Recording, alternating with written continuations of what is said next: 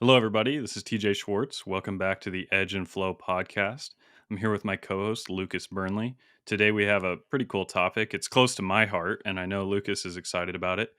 That is CAD, Computer Aided Design, CAD. What is it? Why does it matter? How does this apply to the knife industry? Why is it So, so frustrating?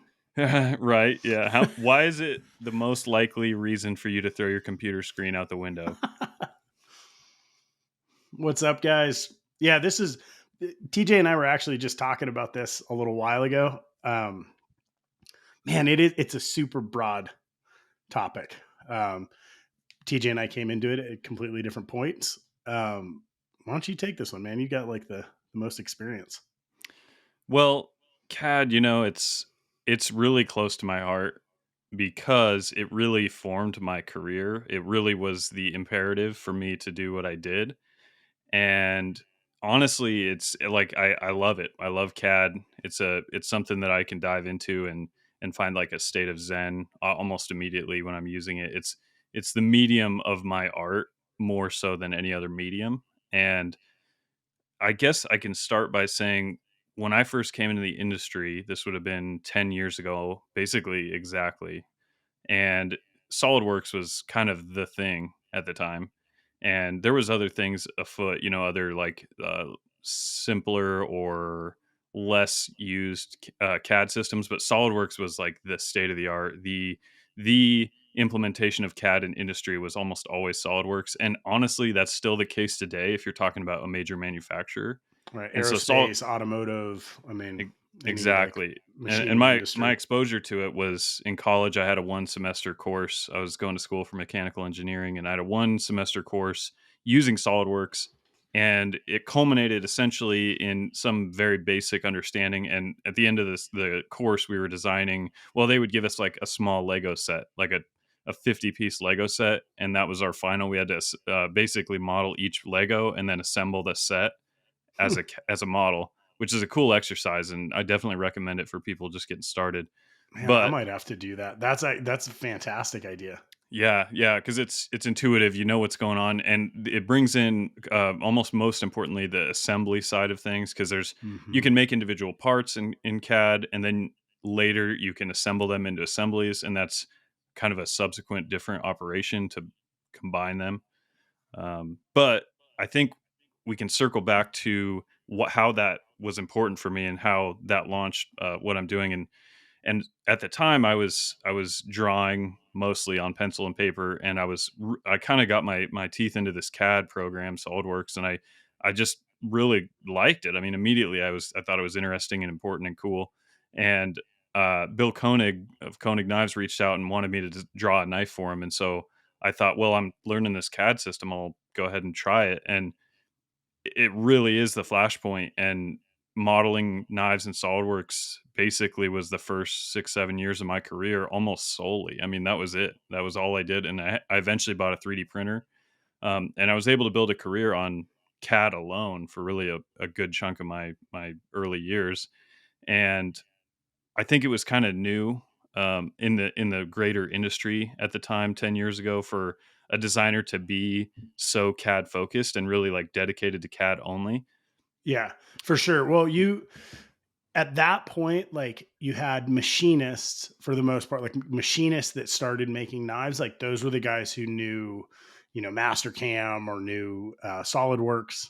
Um, we were talking about the collaborative space a little bit, which when you came in, most of the people, I guess I say most without knowing 100% that this is true, but like as collaboration started to happen, I would guess that this is the standard, which is you submit a physical prototype of the knife, right? Right. Knife maker goes to a company, sits down, they have the knife. The knife is the prototype that goes to the factory to be reproduced. Um, when you came in, you didn't have that option. Exactly. You went straight to a model. That's right. And Yeah. it was met with some friction to a certain extent because there's disadvantages to that, to have it going straight to CAD. The obvious advantage is, what I think is an advantage is that if you give them a prototype, then they have to pay someone to they have to reverse engineer it into a CAD model, because that's how to do any manufacturing in this modern era, you have to have a CAD model. And so they would turn a physical prototype into a CAD model. Whereas if I gave them the CAD model, they already had a CAD model. But the disadvantage is it even going to work? You know what I mean? Because if you have Right. a At a physical point. prototype, Right. it's going to work. It's the geometry, it's been proven. So then turning into CAD is not really engineering, it's just translation, you know? It's formatting basically. Hmm. Um, Interesting from a standpoint of, again, from collaboration in product accuracy. Hmm. I actually think the way that you submit lends itself to a more accurate rendition, because you've already taken it into the three-dimensional design space.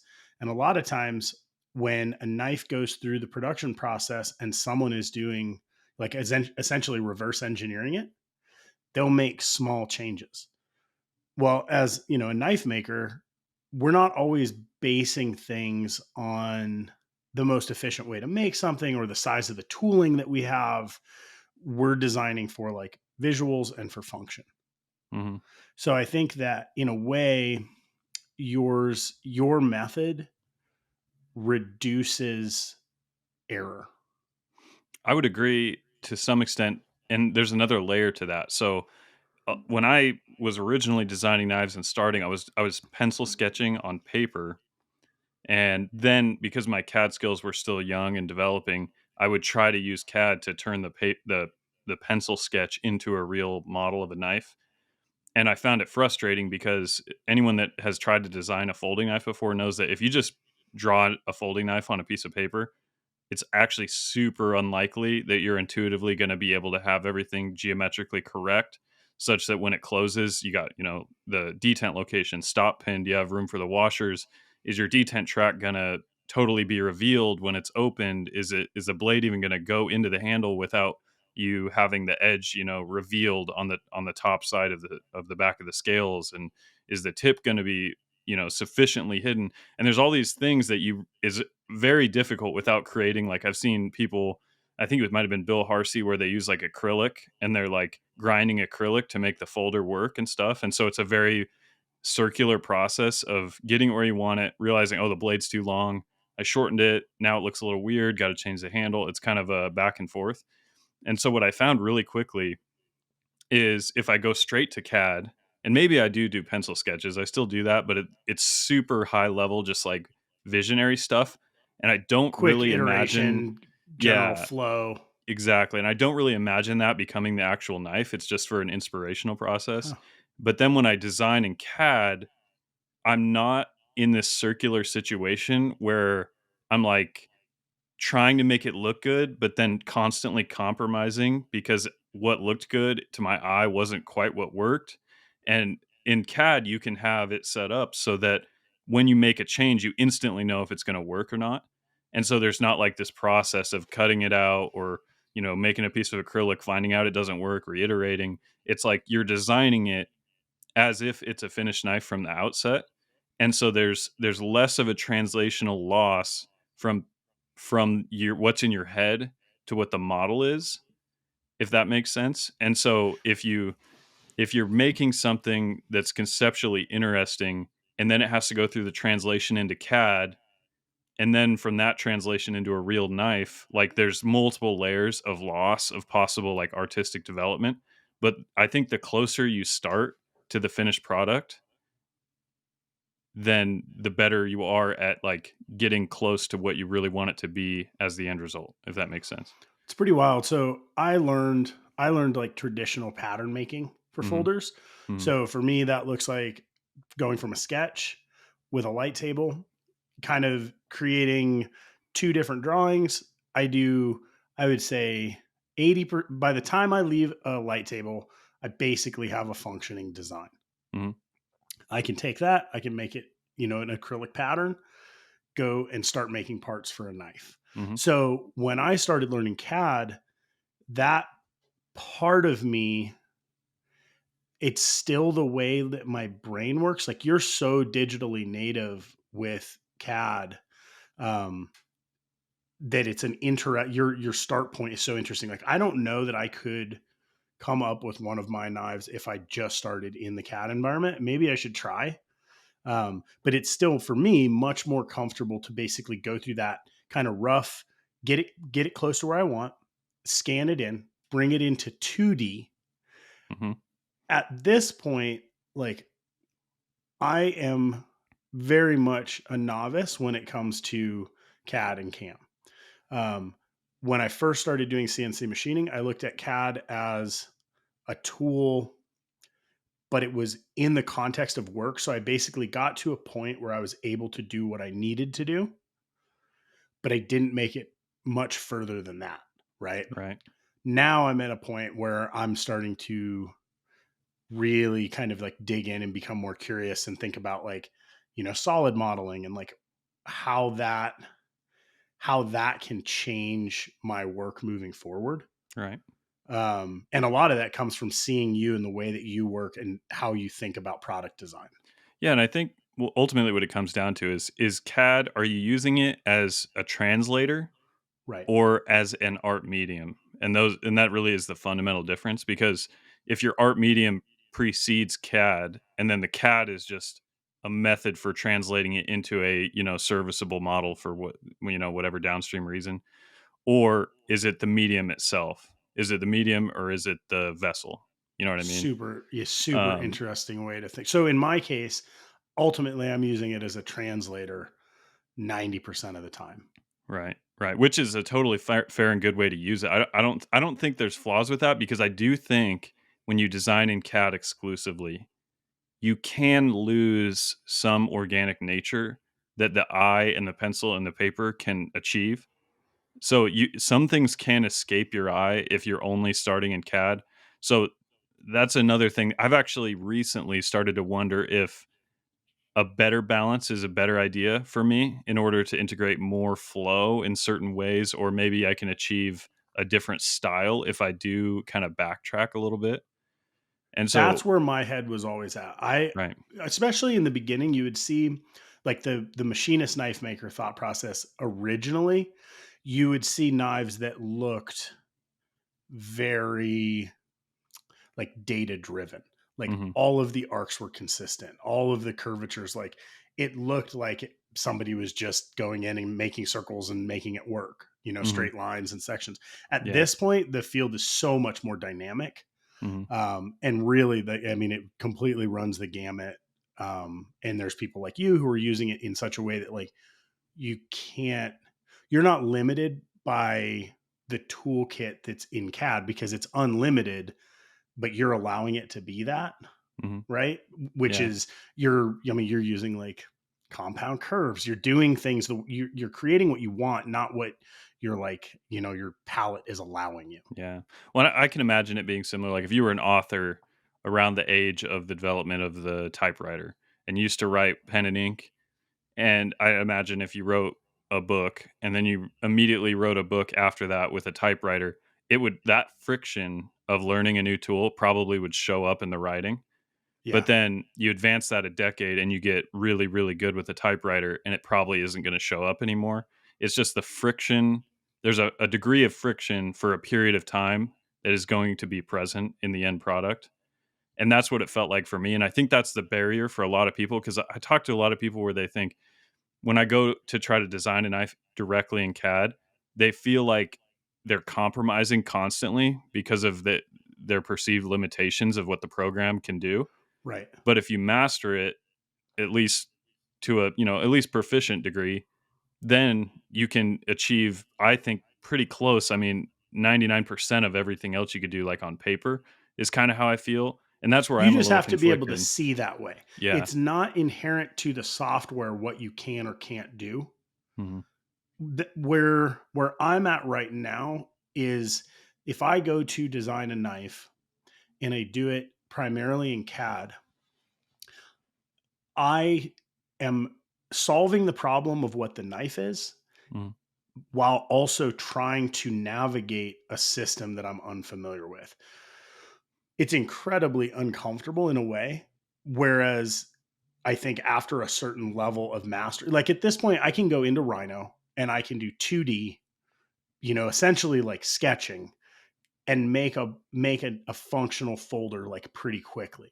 Hmm. But basically, that's a really refined sketch, Exactly. right? I can Let take that into my CAM software. I can create tool paths, but in that, I think there's actually a huge amount of limitation. and let's pause right here. Let's talk about the programs that are available, because you mentioned Rhino. I've mentioned Yep. SolidWorks. So let's just do a bird's eye view of what's out there for people to hear. So Pros, SolidWorks, cons. Yep. SolidWorks 3D modeling. It's not really you Solid can modeling, you right? can do 2D stuff, but it's if you're going to buy SolidWorks, you're going to be wanting to do 3D. And SolidWorks is the most expensive of all of the CAD programs by 10x probably, depending. It's probably 6 grand for a license, and when you buy it, you only get this year's generation. So like you'll have like SolidWorks 2022, and then you have to pay like an extra maybe 1,500 a year if you want to keep advancing It's like a 2023, maintenance 24. fee. Exactly. And if you don't pay that, that's fine, but you're only going to get 2022 in perpetuity. And the only problem with that is if someone else has 2023 and they model something, you can't open it. So it's kind of like the college textbook thing of like they change the answers and the homework problems in the back, but everything else is the same. So they write a code in that makes it so that any previous version, so that way a big corporation to deal with all their clients has to keep at the cutting edge and always update it. I Right. haven't always updated it. I ran 2013 for like 6 years, and it was fine. But again, there's that one issue, Well, and and some of this I think makes sense if you place the software inside of an industry. A yeah, lot of these software programs are designed for a certain scale of business or a certain type of business. right, Not that they don't work outside of that, obviously, right, but it's there's like an order of scale. So if you're $6,000 a seat for a program with $1,500 a year in maintenance fees, like you're generally operating in a larger corporate structure, right, right, right? exactly. And so you mentioned Rhino. Tell me about I haven't used Rhino very much. I've just clicked around in it a couple times. Right. Tell me about that. So Rhino is NURBS based. It it's fairly quick to get proficient. Like for me, it was figuring out how to do 2D line work that I could export as a DXF, basically, Mhm. right? Mhm. You can do I haven't done a whole lot of like modeling in Rhino, but essentially it's not a solid modeling program, right? So it's almost like if you create a body in general, it's like a Coke can, Mhm. right? So you're like hollow inside. Surfaces. It's Yeah, all surface modeling. surfaces, Yeah. right? Um, it has a CAM program plugin. Industry wise, I think like the jewelry industry uses Rhino pretty heavily. Um, And what does it cost for just a normal? it's super super affordable, and that was for me getting into it. That was like one of the most attractive things. I think a full seat is $700, Mhm. and it's not cloud based. Like you own the software, you can run it on I think two or three machines. Mhm. They update it regularly. It's very user friendly. I would say like Nice.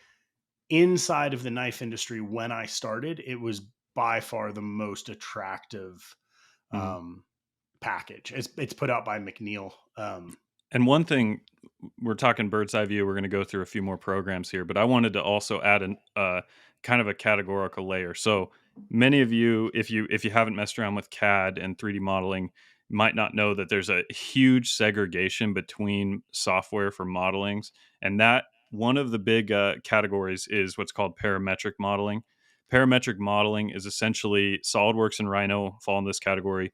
All of the things that you're interested in if you're trying to be a knife maker are going to be parametric modeling for the most part. And that parametric means everything that you're doing in the program is ascribed to like digital value, dimensions, radius, lengths. I mean, you don't necessarily see it on the screen, but if you create like a rectangle or a sphere or something, it's mathematically described. So, like if you save the file, you're saving a bunch of mathematical representations of what the screen is showing you. But it's not like it's not just Say like Illustrator, something that is yeah. it's It's kind of more like a like art vector. based. Yeah, it's like a Right. vector. It like a vector in graphic design is parametric modeling for graphic design. In other words, you can scale it infinitely. You could make a logo and put it on a football field or put it on a postcard, and it's the same. And then the other one is what's called, I actually don't know what the exact terminology would be, but I would call it triangular based. So you see it in like Creates sculpting programs, meshes. meshes. So if you're creating Yeah. like video games, CGI, things of that nature, it's everything you're doing is creating a series of triangles. So if you zoom in enough on it, it's just like you've probably seen it in a video game if you played one, where you look at like the grass and you see like actual triangles that create this shape. And so it's a mesh of triangles that create a shape that when you zoom out far enough, you can't see the triangles. So it's like the JPEG of CAD. It's like the pixels are triangular, and there's no, you couldn't give that to a machinist necessarily, because it's, if you're trying to select things in cam to machine all those triangles, that's not how it works. And so that is an interesting discipline, and it's something I actually want to mess around with, but it doesn't really apply here. That applies a lot to 3D printing too, because triangular based models is what a 3D printer is going to print off of. So like .stl, that's the STL is your standard file format for 3D printing, just a bunch of little triangles.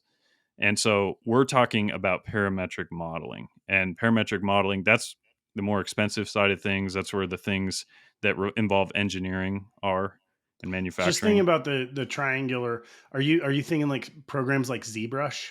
Yeah, exactly. Yeah. Right. With And they're used to Blender. create texture blender, they're used to Yeah. create textures, they're used to create models, but Yeah. It's a it's a graphic different structure. rendering. It's a graphic rendering, It's right? yeah, it's not meant to be a real physical object. That's not the end product of one of those. Right. Okay. Yeah. Yeah. And so yeah, so parametric modeling, we'll circle back. So we got SolidWorks, Rhino.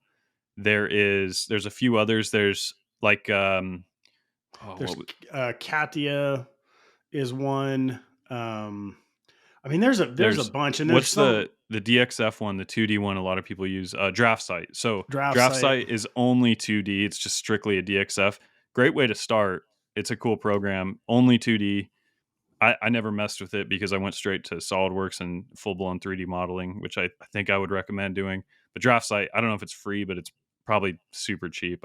It's very Let's simple. make an argument for learning super basic 2D CAD, right? So Right. where would this come into play if you're a maker? Um, 2D CAD, you make a fixed blade, you essentially, you have your pattern, you draw your pattern in Hmm. Rhino or draft site, um, and you send it to WaterJet, Right. right? Or you send it out to have it laser cut. Like that's a Right. super basic, useful application for I two-dimensional CAD. I agree with that, but there's a new thing. There's a elephant in the room when it comes to parametric modeling, and that is Yes, there is. Fusion 360.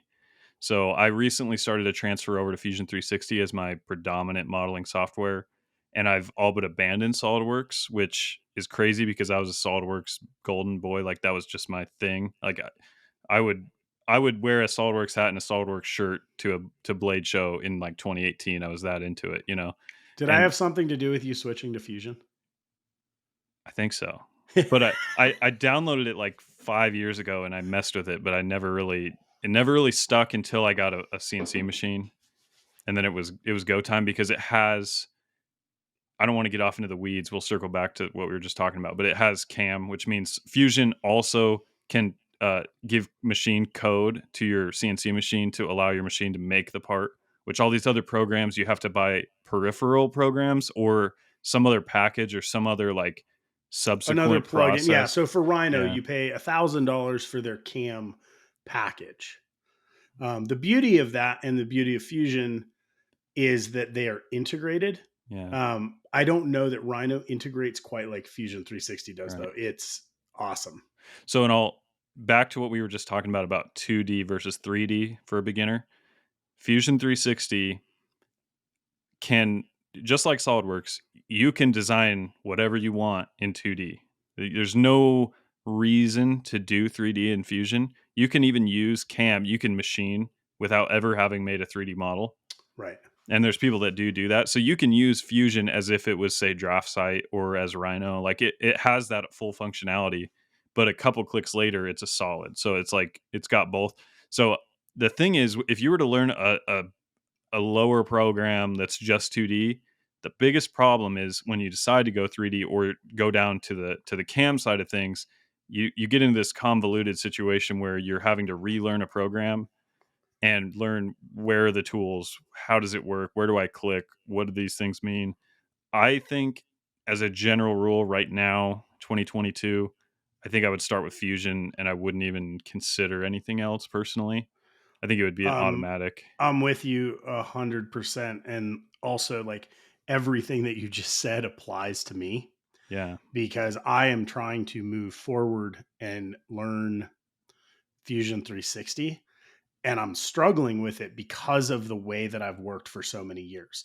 And it's actually much more intuitive and user friendly. I'm just not used to working in a solid environment. Hmm. The two things with Fusion that I've had a hard time with so far are the constraints and working in a solid environment and organizing components. Yeah.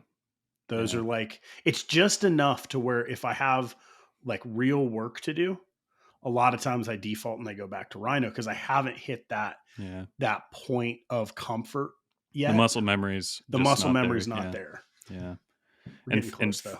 Fusion, just to cap off the Fusion hype train here, is pretty affordable as well. So the Fusion is a fully cloud-based program, fully. And so you download it, you're on the internet, it's like as Dropbox integrated essentially. It's not actually Dropbox, but everything you save is in the cloud.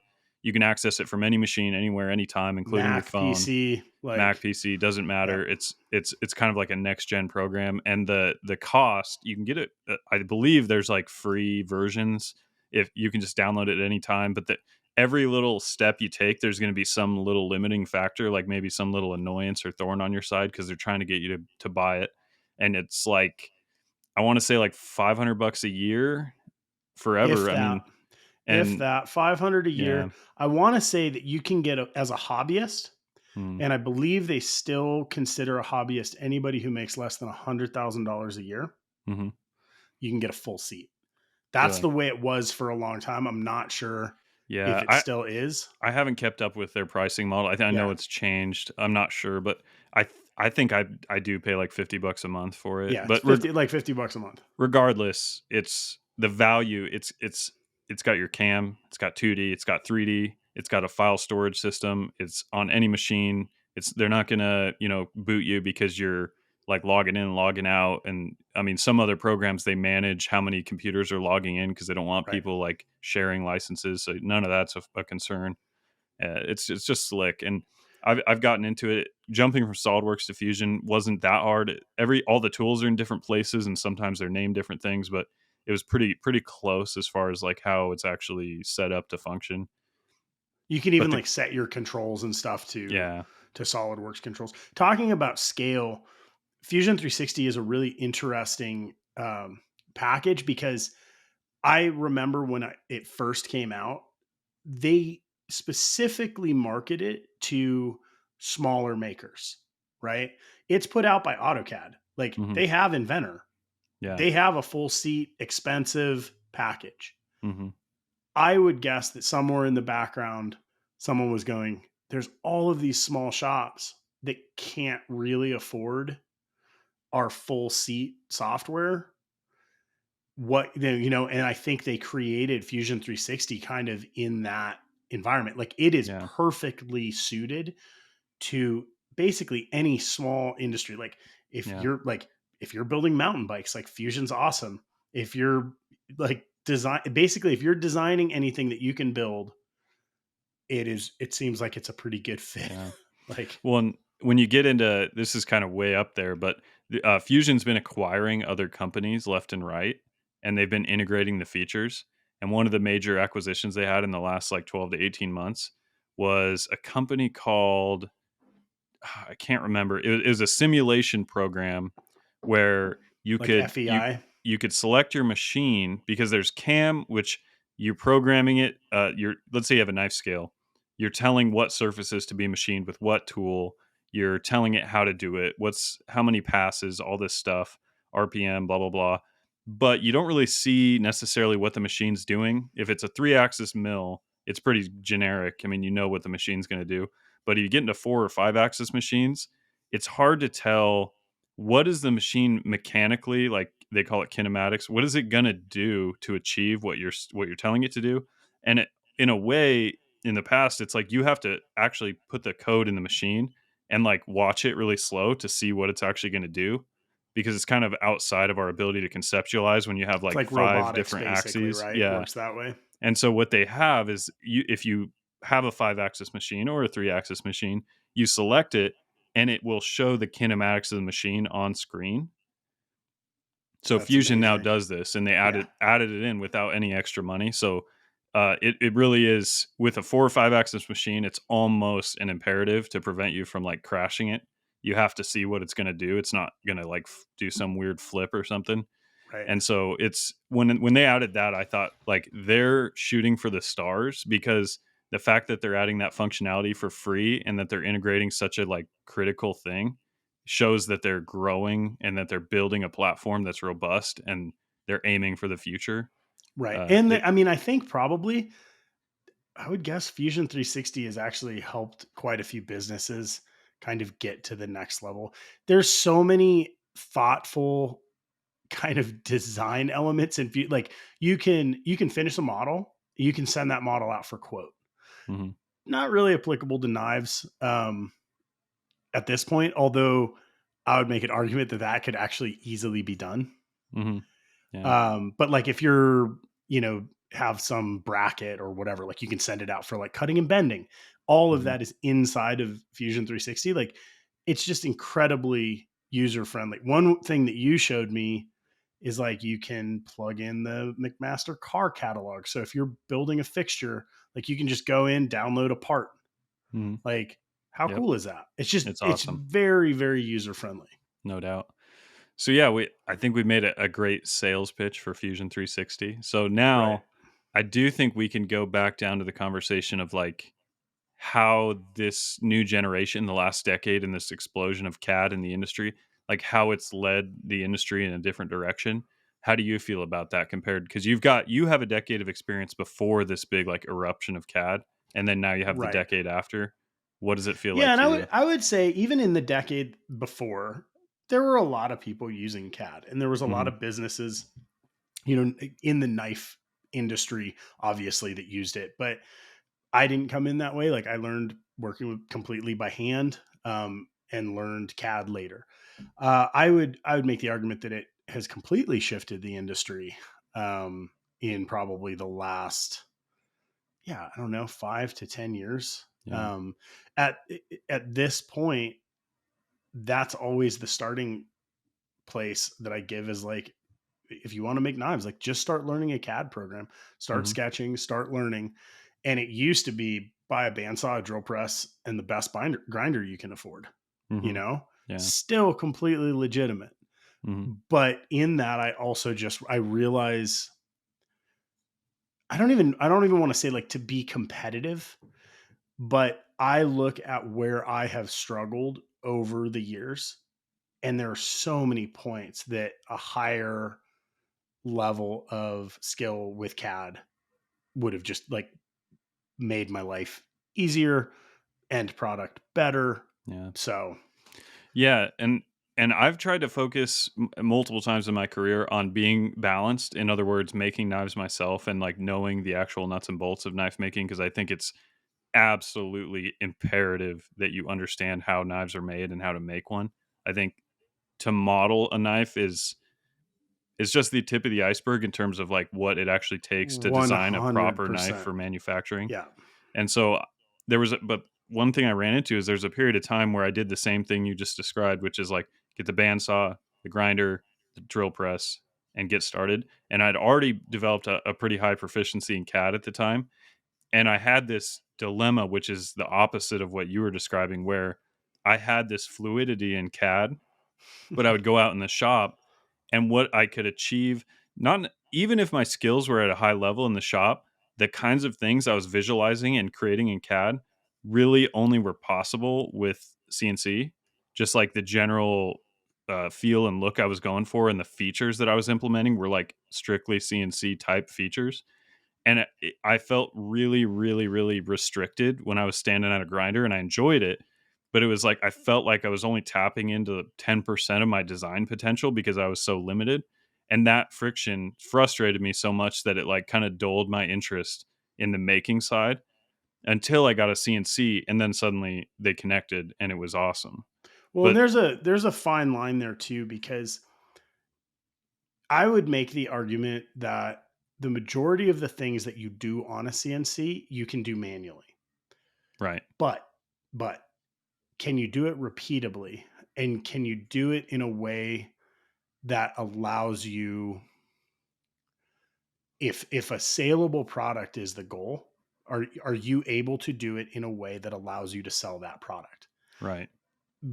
There are knife makers that, I mean, are still using files, Mhm. right? Like fully, like I believe Wolfgang Lochner still uses files. And if you look at his work, it's wild, fluted, it's inlaid, like Mhm. art knives, different market with Yeah. a lifetime of work behind him. And it's just his chosen way to work, Right. right? Right. I see CNC as a method to allow you to focus on different elements of your craft, Mhm. right? Yeah. It's like a bandsaw. Like you can hacksaw things out, you can bandsaw things out. Mhm. You and I talk about Dmitry Sinkovich pretty regularly, like Mhm. as an argument for the ways of using a CNC as like an art form. I would rank him pretty high, Oh yeah. right? 100%.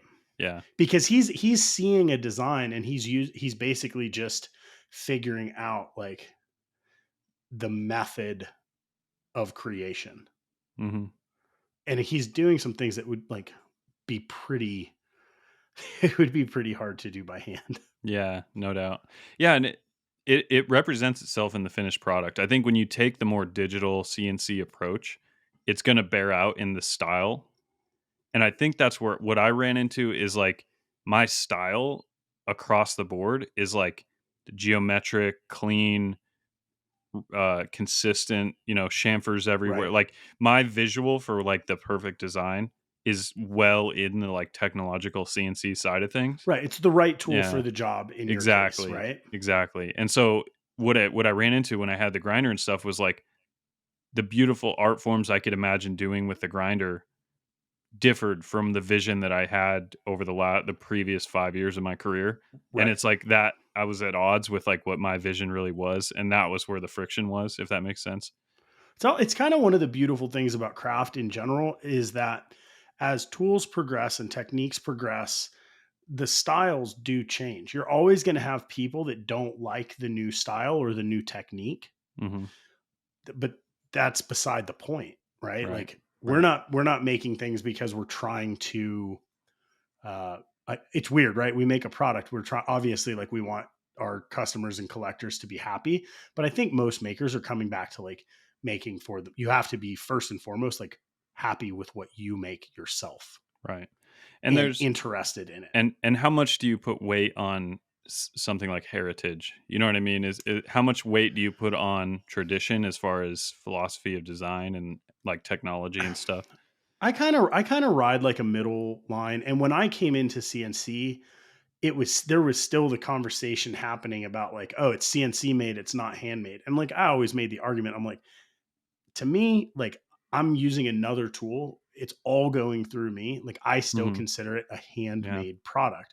This is Right. not CNC in mass production. There is a difference, Hmm. right? Like a CNC Uh, is almost an extension of you in a way, and exactly. that's yeah, that's and I think in some ways you almost have to run a CNC to feel that because I think it's really easy to look at it and say, oh, it's like extremely inanimate. Like there's nothing going on there that's like connected to the human or the operator. Right. But it's kind of Incorrect. like if you've driven a car, like it's an inanimate object, but it becomes an extension of you. And a CNC does that in a way that I think a lot of people, until running one, don't quite see, if that makes sense. Right. An analogy that I used to make, kind of like almost, and maybe it's not the best analogy, but was like a tennis versus chess. Like hand making a knife for me, in the moment, I'm able to react real time to the things that are changing around me. Hmm. CNC, you have to think well ahead. Yeah. So essentially, as a thought experiment, it's super interesting because you have to build the entire knife before you build it. Yeah, Like exactly. you actually have to conceptualize and understand like how the machine is going to cut. Like, oh, are you going to crash into a fixture? Are you like there's so many little pieces that it actually made me look at my handmade knives in a different way. And I actually go through this like operations checklist before I build a knife by hand. And I still do that, right? So for me, I enjoy I just enjoy making. Sometimes I get super wrapped up in CAD, CAM, and CNC. Hmm. Other times, like I just want to go into my shop, grab a bar of steel, and like make a knife. Hmm. They serve different purposes to the maker, right? So like for Right. me, I think yes, do I think there's value in people having like an overview and experience in the tradition of knife making? For me, there was, Hmm. right? Yeah. Moving, but as a I don't know, as a maker, I think if you're making knives the way that you want to make them and you're being honest with your customers about how they're made, I think that's the thing that matters. Hmm. Yeah. No, 100%. Yeah. Honesty is, you know, paramount. What's the product? How was it made? Where did it come from? And such. And I would I would be excited to have conversations like this with people who haven't gone in the direction of CAD and CAM and CNC, because Right. I think there's more common ground than what it appears on the surface, if that makes sense. Because I think the use of a CNC as a tool for art is not so different than like a hydraulic press or something like that. In the forge world, it's more advanced and whatnot, but it's a means to an end that's similar. Well, there's a couple other things that come into play here too. Like you and I are both this is our business. This is how we feed our family.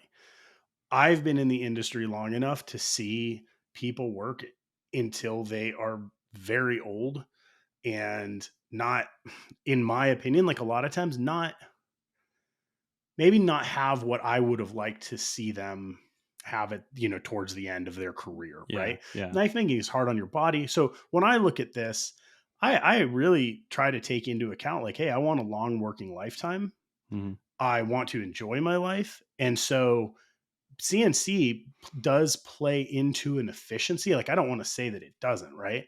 It definitely plays into efficiency, but it's in like a holistic approach. I think mhm, most of the small shops that have CNC, like it's not about stretching to mass production. mhm. There's a different way that it's essentially integrated into a maker's uh, kind of mentality, I guess. Yeah, Yeah, like you said, power hammers, presses. Um, there's people in the forging world that like still say that's like not hand forged. And you're like, yeah. it's It's ridiculous. just a huge spectrum, yeah, it's Yeah. that where you draw the line on the spectrum is an impossible question for sure. Well, and Yeah. again, the knife industry, we've talked about this a little bit, is tough because you never know. You never, if you're doing this for a business, you're feeding your family with it, you never know what resources another maker has, Mhm. right? You got to run your own race. Like Yeah, I look at my exactly. business and I'm like, well, that's great. Like if I wanted to make knives completely by hand with files, I guess I mean, maybe I could make a go at it, but you just don't know what the background of other makers is financially or otherwise, Mhm. right? So Yeah, you have to make decisions for your business and your craft that make sense for right. you. And I think to circle back to CAD and CAD, we've dove into CNC because I think they're really connected, Tied obviously, in, yeah. and so it's important to stress that connection, but also regardless of what you're going to do down the road, I think having CAD in your toolbox is just it's one of the more powerful things you can learn, and it's something you can learn more passively than making knives generally. You know, you can watch YouTube videos and stuff, and you can learn CAD in a comfortable environment. Let's say maybe you're in on your college, own you're in a time. dorm room. Maybe it's the most accessible way to get started, you know, and I think it's such a good way to go. I mean, and I'm speaking from a very biased position of having leveraged it to do what I've done in my career, but I think it's an indication though of where things might be going on a broad industry scale. I think you already see it where a lot of young people coming in really are leaning into the CAD side of things, and I think it's something that can't be ignored as a greater trend. And Well, when there's actually something that we can kind of like pivot back around to, which is how has CAD changed the industry? Mhm, We're a lot of times like you and I we're talking about making. Like there's design involved too, mhm, but something that has happened in the past 5 years primarily is that people are entering into the industry and going directly to production. mhm, Okay. So a lot of them are never making a product. They're not getting involved in a shop space themselves. They're not buying a CNC. They're not, making something in their shop. They're designing a product and they're having it produced. mhm.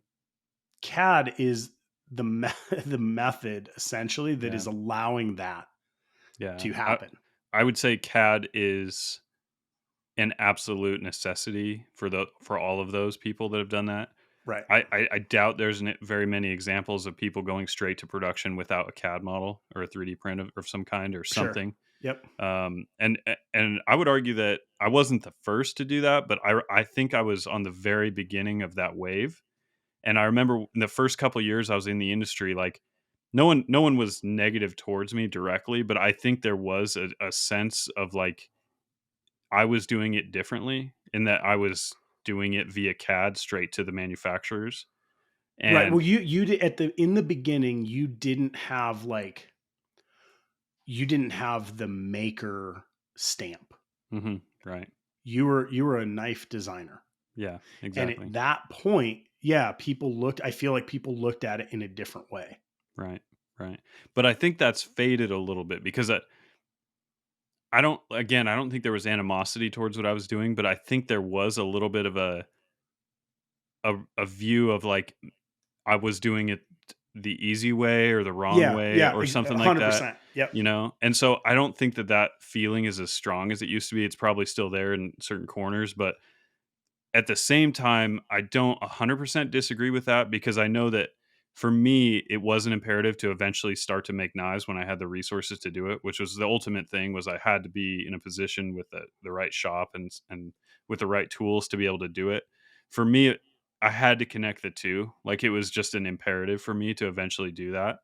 And I do think anyone who's designing and doing it CAD alone, I would push them like at least try it. You know, make some knives, give it a chance.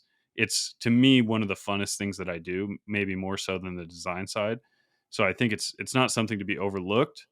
But I think it's now a viable way to start. It's now a proven, established way that the design channel being the first channel to the industry is a reliable and realistic way to do it. Yeah. It's I think not unique to the knife industry, but if you think about product designers, there are a lot of industries where the designer is not physically manufacturing the product that they're Mhm. designing. Yeah. The knife industry is different because it runs this weird gamut of everything from completely handmade or forged or any like number of techniques up to the company, the larger Yeah. companies, but there's very little difference in the processes of like how someone's making a knife by hand and how someone is making a knife in a knife company. Mhm. Big picture, Mhm. right? Whereas if you're making like, I don't know, an electric kettle, that process is totally different. Or you've talked about cars, like you're designing a component of the mirror. Yeah. Yeah.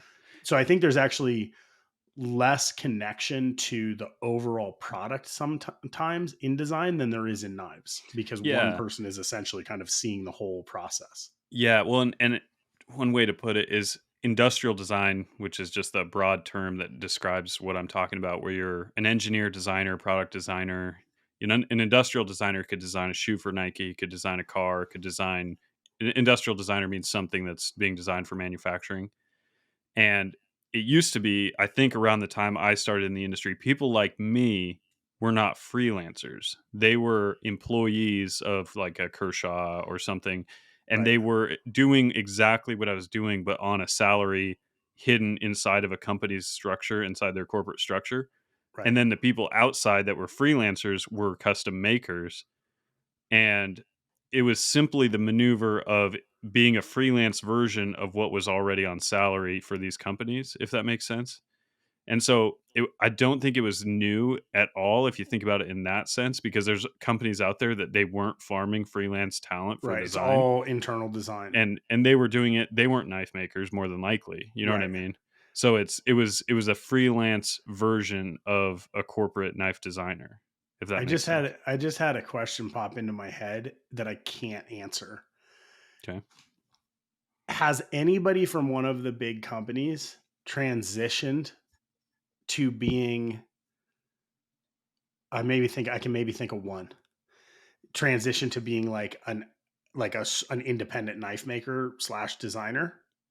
And has anyone gone the other way? Well, first off, there's one specifically. Tim Gallion went That's the who I other was way. thinking. Right. He went from being a freelance guy for a period of time into Kershaw, and he's I no thought it longer. was the other way around. I thought he was in Kershaw and then went freelance. Actually, don't know. It's It's a good question. that's yeah. That's I don't know. I'm Yeah, 99% sure that's the but case. he at the very least, Tim Gallion has blurred that line. Right. He's actually done both. Yeah, Which is pretty cool. That's a yeah, really unique. I mean, we've thought of one person. That's a really yeah. unique position. And it did cross my mind. There was a period in my career when I was early in the freelance side of things where being the freelance designer in the beginning is hard. You know, it's hard to get things going, hard to get things started. And it crossed my mind of like, I feel like I have the capital, the like reputation capital to try to pivot into being that corporate position, going that direction. And it crossed my mind numerous times of like, is that the right way to handle my current situation? And I didn't do it. And I'm happy I didn't, because I like being a freelancer. But I think a intermingling is, maybe that's part of a newer trend as well. Maybe that's a possible future situation in the industry. I mean, Uh, I would argue that you and I both have that a little bit in a way. mhm, Um, but it's not direct. Like, we're not on yeah, a company payroll, yeah, but we do get to exist in like product development yeah. and also be makers on our own. We Just have, an interesting, like, the argument for CAD right there, the fact that you had the potential or the opportunity to move into a corporate structure, you would not have necessarily had that if you were just a skilled knife maker yeah. at Mhm. this point. Oh, I know a guy that did exactly that. KC Knives, um, Don't know. on Instagram. I feel really bad that I'm forgetting his first name because I've met him. But KC Knives is what I know him by because that's his Instagram handle. But he went and designs for Microtech. And so Interesting. he did exactly what I did, where he was a CAD 3D model guy. He was using SolidWorks, and he was posting like renderings of knives. And I don't think he ever became a maker. And he might have licensed a couple designs to a couple different companies. And then Microtech gave him an offer, and he became a Microtech designer. That's pretty cool. Yeah, and so that's one guy that has done that. So there is a little tiny amount of back and forth crossing, at least that we could come up with this in this conversation. So that's one possible security blanket to look at if you're going to approach it this way, is the possibility of building a reputation that you can cash out in that form, because it's possible like him, me, I don't know about Galleon, but I know this KC Knives guy and myself, we weren't like formally educated as industrial designers. We just did it the like get our hands dirty, and not literally, but you know, get in the industry and design knives and get a reputation and then pivot. it could be an alternative to like the 4-year degree model for some people. You know what I mean? Hmm. I don't know that all industries would permit that, but in this industry, it seems possible. Totally possible. Right. Man, that, I mean, we, we should probably do an episode at some point on like diversification for the maker. Hmm. That's like, that's always been a really big thing for me. Hmm. I see CAD as one aspect of diversifying your skill Yeah. set. Especially when Um, you talk about physical capability, because it's like Totally. what I'm doing, making knives, if tomorrow I had an accident and, broke my leg or something, I would have some direction to invest my energy that was like actually functional. And it's a good secure feeling to at least have You can one do it. thing. Yeah. One hand in your eyes and you can work. Yeah. Like I talk about the legs of the spider, which is like the most corny analogy, but it's like you knock out a spider's leg, it's still working. Hmm. You know, I think I've had enough injuries and setbacks in my career early on that I kind of realized like, oh man, like if you're doing this on your own, you need to create diversification Hmm. just as a security measure. Yeah. Diversification. Um, We need to do a full episode of branches we've discovered that we value. Ooh, that'd be fun. That's Yeah. a great one. Yeah. Yeah. Or like hidden costs is another one. Like we've talked Hmm. about that before. Like, hey, if you're making and you're making decent money, like, do you have disability insurance and Yeah. life insurance and health Yeah. insurance? And so Hmm. that'd be a fun Yeah. one to kind of dig into a little bit. Yeah. Full adult level, full adulting. Man, Yeah. yeah. Yeah. Yeah. The good stuff. Go full financial podcast. I think that's So valuable. I do too. While we're on the CAD topic, like, what are you working on? Yeah. Right now, I'm in a weird position because I was this just CAD cyborg for like 10 years, or more like 8.5 years of just, I was CAD. CAD was me, And that was like everything that I did was CAD. And now because I have the CNC, the CAM has become a big playground for me, but CAD has actually fallen way low on my to-do list because I've had so much on my plate, which I enjoy, and this huge learning curve and the demand that I've been fortunate to have for some of my handmade, or, knives that I'm making myself. And so I need to get motivated to get back to the CAD side now. So like I'm just having this conversation, I'm like talking myself into like getting back towards that, because I have kind of like let that wither a little bit as far as how much energy I'm pouring into it. And yeah, I can't say I'm working on a whole lot. I think I have about 3 or 4 conceptual ideas, and maybe I've started CAD models on them, but I need to sit down. I've been thinking for a while. I need to have like a good solid week of CAD to put in. I just need to So set aside this a week. this is something that I've been struggling with, right? And actually for years and years. For me, uh, like it doesn't make any sense at all. But like I still like when I'm working in the shop, I feel like I'm working, and I feel like I have to fit in design and CAD around like the margin. Hmm. Not a practical way to look at it. Right. So, but for years, like I would design a knife, I would get it ready for machining, I would start to make the knife, and then it's 6 months or a year before I design another knife because I'm Right. making the first knife. Hmm. I'm trying to come up with a method that allows me to be more balanced in production and design. And it's hard. Yeah. No, I that it's a new problem for me that I've stumbled into with having my own shop now, is pulling myself. I think there's a natural tendency in my brain, and probably a lot of people's, that the physical objects in front of you take precedent over Take theoretical precedence. things. Right.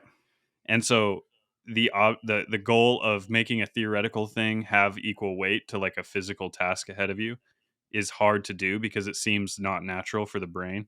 Right. And that's exactly what you're describing, I think, is like making it a to-do list item that's equivalent of like grinding a bevel and sharpening a knife and going Yeah. through, Basically, it's a scheduled item. And I look at it like, I mean, factory design is a significant portion of my, income. right. In general, a product takes 2 years to develop. right? So Mhm. we submit a design, it's 18 months, 2 years before that product is released. Mhm. If you have a gap, you have a gap and it's a sizable one. Mhm. So we know that design has to be continuous, but it's still the easiest thing to step away from because you're like, "Oh, I have to finish all this stuff on the bench." Yep. It's like an emergency versus importance, Yeah. right? So like the fire in front of you is the product that you need to finish, but the ongoing design is actually very, very important for Yeah. long-term success. For me, it's actually I basically relearn things every time I come back. Like I just spent 14 hours solving a fairly simple problem in CAD and CAM. Mhm. And part of that is just that I haven't done it in a while. Right. And there was just a few little things that I actually had to solve for. Mhm. If you're doing it on a weekly basis, I think that happens less. I would say right now, I'm guilty of having no excuse whatsoever for not designing more knives. Yeah. Besides the fact that I've become so addicted and, like, intoxicated by making knives because it's like a new adventure for me. It's like Right. a new fresh feeling, and so I've just been sucked into it.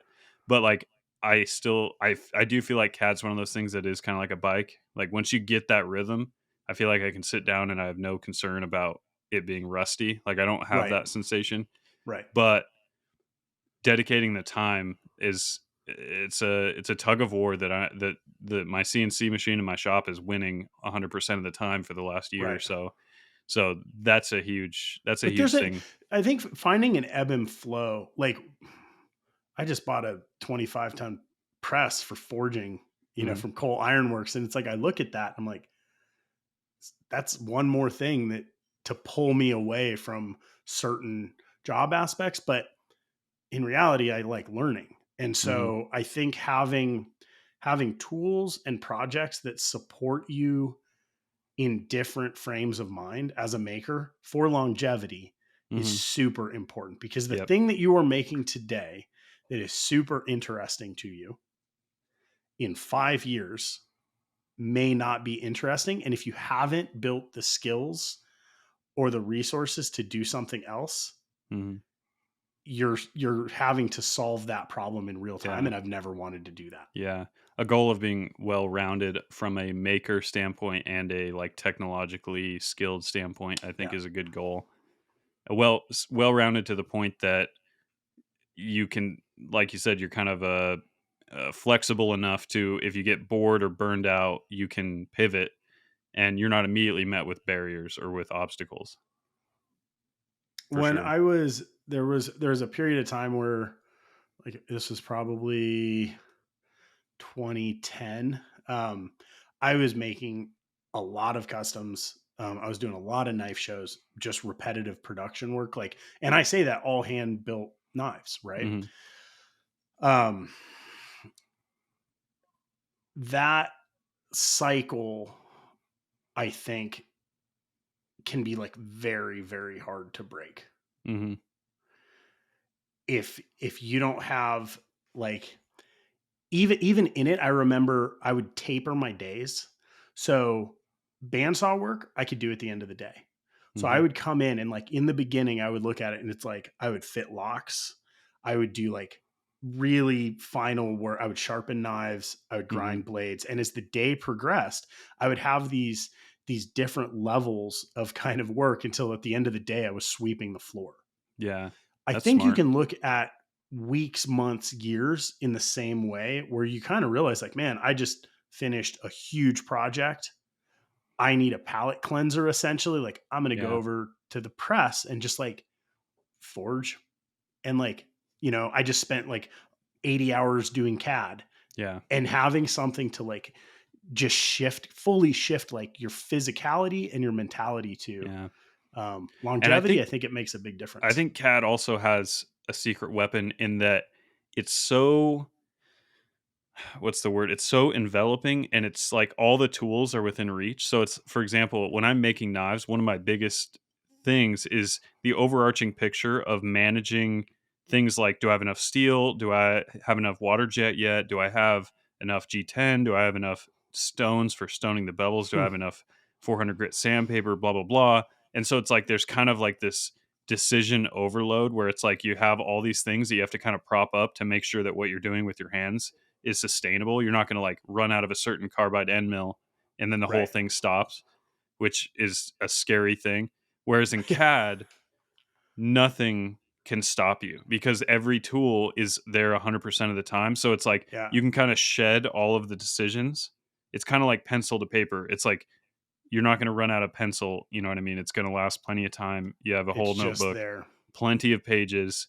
It's you're not worried about like these sharks swimming around you, you know? Right. And so I think that that does play into what you're describing where it's like you just finish let's say you built a bunch of knives for Blade Show and you had to make sure all these logistics were right and you got there and you got the knives sold, you come back, you go to something like CAD where you're getting tons of juices flowing and it's really engaging, but there's no shark in the water of like did I forget, did my oil and my CNC run out, blah, blah, blah. Right. Like it's just there. It's just you're in it and you're surrounded by what tools you need and they're within reach all the time. And I think there's a therapeutic effect to that, I think, because I know I feel it when I sit down. It's like it just seems so much simpler, It's like it's just simple. Would in your mind, can you draw a correlation between like video games and CAD? I would say yeah, for sure. See, I think where your skill set is, I could see that. And we like talk about flow state. Like it's easy. You can get in that to that environment and start designing. Mhm. I'm still like hunting and pecking, like trying to figure out like, Right. oh, how do I shape that? Right. But it's still in a way gamified, Mhm. which is, man, it's super cool. Yeah. Yeah, and the ability to a philosophy that's great is fail early, fail fast. So it's like you can quickly learn what doesn't work in CAD in like minutes or seconds even. When I was talking about designing a folder, like blade's too long, the blade shape's not going to work, handle shape needs to change. Like you can realize these things in rapid succession, like rapidly, and then you don't have consequences. You know what I mean? So if you spend an hour Right. going down one path, it's like, well, I didn't ruin a bar of Damascus. I didn't ruin, I didn't crash the CNC. Nothing happened. Like it's okay. It's like a safe zone. You know, another element of CAD, like you made the argument for even if you were never going to explore CNC machining on your own, it's still completely relevant. Like, okay, so you have 3D printing, Hmm. you have laser cutting, you have laser engraving, you have water jet outsourcing, laser outsourcing, Hmm. like, routers. I mean, there's so many technologies that you, even if you're not going to do them yourself, the ability to submit a file Hmm. is huge. It is. It's, I think, I think you and I are both always going to tend towards making arguments that relate to a business element of knife making. Hmm. Even like for myself, like I love my craft, right? If Hmm. money was not the goal, I would still be doing this in some way. Right. Right. So for me, like I just like I look at technology and I just like geek out. Like I get Hmm. excited. Like I look, I'm like, man, I have lasers, and like Yeah. all this 3D printers and like all this wild stuff. I don't use it all the time, but I'll get like I just printed a pen cap because I lost one. Yeah. That Yeah. kind of thing where it's like it's just a different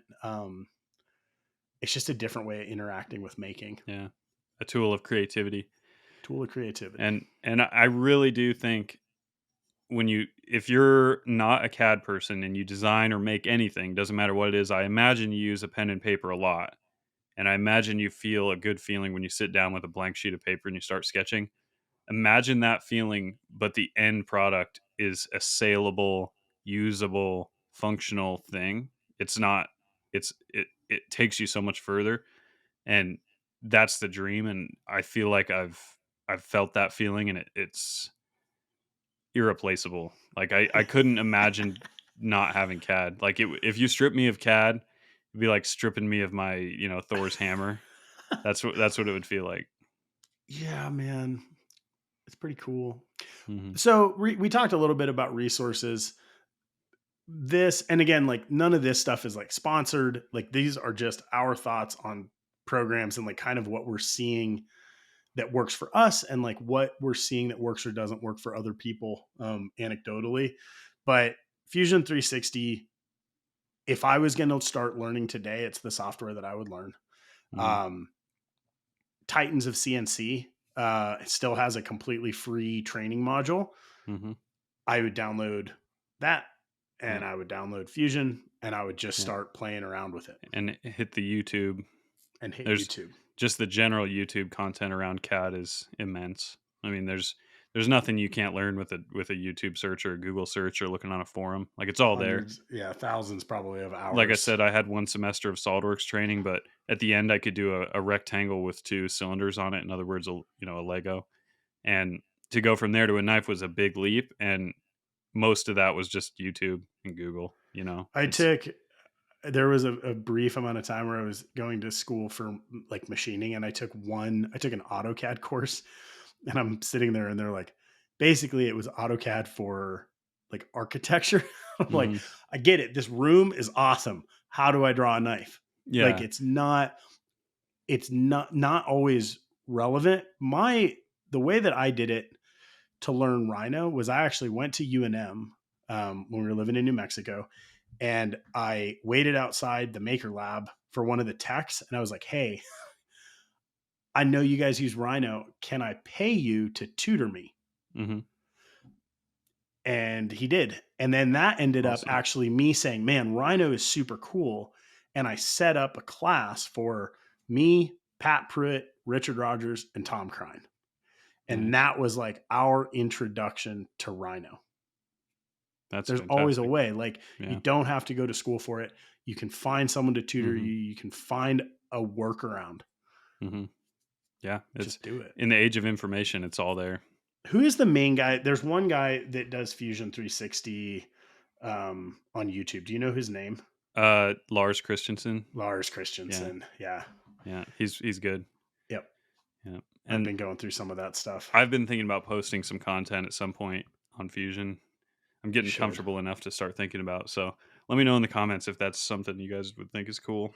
But yeah, man, I think that kind of covers some of the thoughts I had on CAD, and I'd love to answer questions because I know this is a topic that probably interests a lot of people, and it precipitates tons of questions. So we'd Yeah. love to hear it from you guys. Like, what do you think? What do you want to know? Anything.